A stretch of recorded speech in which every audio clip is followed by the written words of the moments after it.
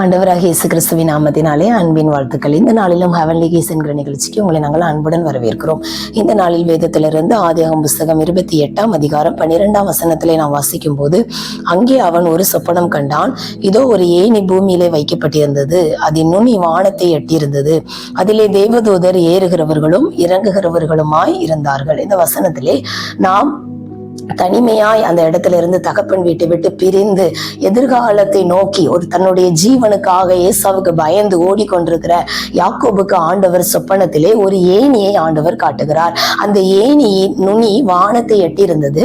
அந்த ஏணியில ஏறுகிறவர்களும் இறங்குகிறவர்களுமாய் தேவதூதர்கள் போயிட்டு வந்துட்டு இருக்கிற ஒரு சொப்பனத்தை பார்க்கிறார் யாக்கோபு. அதற்கு மேலாக கர்த்தர் நின்று என்ன சொல்லுகிறார் அப்படின்னா, நான் உன் தகப்பனாகிய ஆபிரகாமின் தேவனும் ஈசாக்கின் தேவனுமாகிய கர்த்தர். ஆண்டவர் அந்த ஏணி மூலமாய் யாக்கோபுக்கு எதை சொல்ல விரும்புகிறார் என்றால், உன்னுடைய உறவாய் நான் இருக்கிறேன், உன்னுடைய தகப்பனுடைய தேவன் நான் உன்னோடு தரிசனமாயிருக்கிறேன். சோ ஏணி என்பது எதை காட்டுகிறது? உறவை காட்டுகிறது. இரண்டாவது ஆண்டவர் சொல்லுகிறார், உன் சந்ததி பூமியின் தூளை போலிருக்கும், நீ மேற்கையும் கிழக்கையும் வடக்கையும் தெற்கையும் பரம்புவாய். அவனுடைய உயர்வை குறித்து ஆண்டவர் பேசுகிறார். ஆமென். இரண்டாவது ஏணி எதை காட்டுகிறது?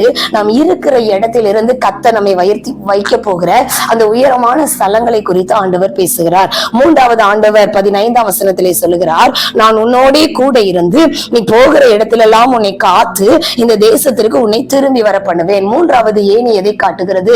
ஆண்டவர் நமக்கு உதவி செய்கிறவராய் அந்த இடத்துல வெளிப்படுகிறார். சோ அந்த ஏணியை ஆண்டவர் யாக்கோபுக்கு காட்டி சொல்லுகிறார், அவனுடைய உறவாய் நான் இருக்கிறேன், உன்னை உயர்த்துகிறவராய் நான் இருக்கிறேன், உனக்கு உதவி செய்கிறவராய் நான் இருக்கிறேன். இதை கேட்கிற நீங்களும் ஒருவேளை யாக்கோபை போல தனித்து விடைப்பட்டு பொய்யான வாக்குறுதிகளை நம்பி எல்லா சூழ்நிலைகளிலும் ஒரு வெறுமையாக்கப்பட்டு எதிர்கால திட்டம் தெரியாமல் எதிர்கால நம்பிக்கை இல்லாமல் ஓடிக்கொண்டிருக்கலாம். உங்கள் கண்முன்னாக யாக்கோபுக்கு தெரிந்த அதே ஒரு ஏணி, எல்லாரையும் ஏற்றி விடுகிற அந்த ஏணியை கர்த்தர் உங்கள் கண்களுக்கு முன்பாக இன்றைக்கு கொண்டு வருகிறார். அந்த ஏணியை நீங்கள் பிடித்துக் கொள்ளுங்க.